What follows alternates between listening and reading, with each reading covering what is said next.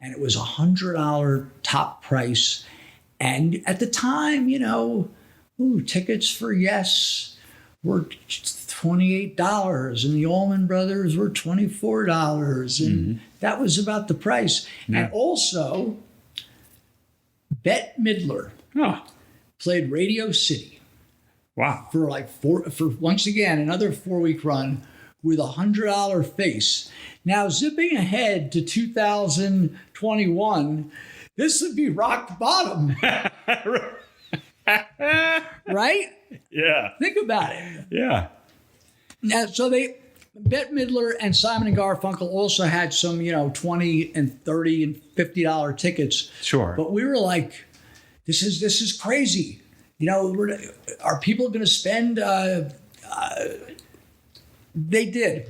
Wow. They did. So, and how about Michael Jackson, Guns N' Roses? They were red hot, and both of them disappeared right about that time.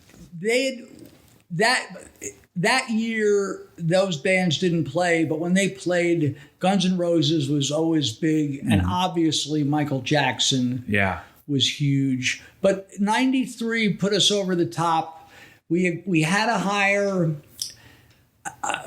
There was a kid who was working at the mini mart. Who I was like, I would go in there. He seemed like a sharp kid. His name was Damon. We hired him. So we eventually had by '94, we had like 3 to 4 people in the office. Wow. Like Farrell, not having to be there. Okay. He had a wife and 4 kids. Yeah. He didn't necessarily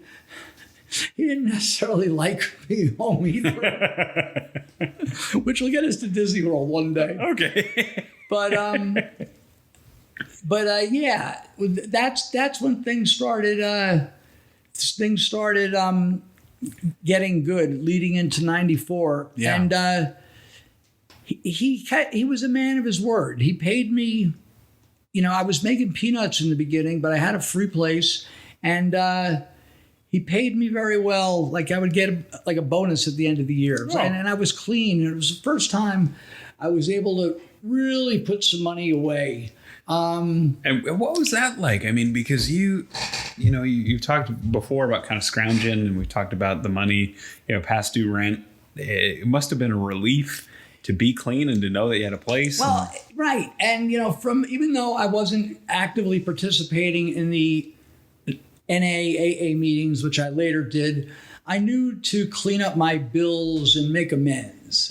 So whether it was I could never pay my parents back. That would have been a numerical impossibility.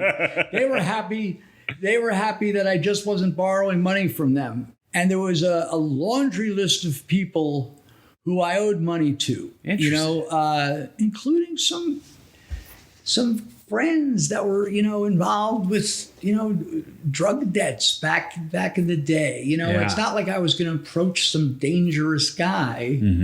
But Shredded Ed wasn't. Shredded Ed was long gone.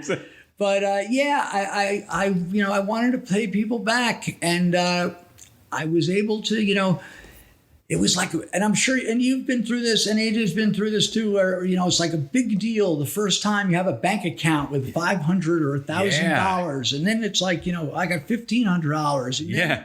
Right? So on and so forth. Absolutely. So it was really nice, and I was really, really into, the hustle of the tickets.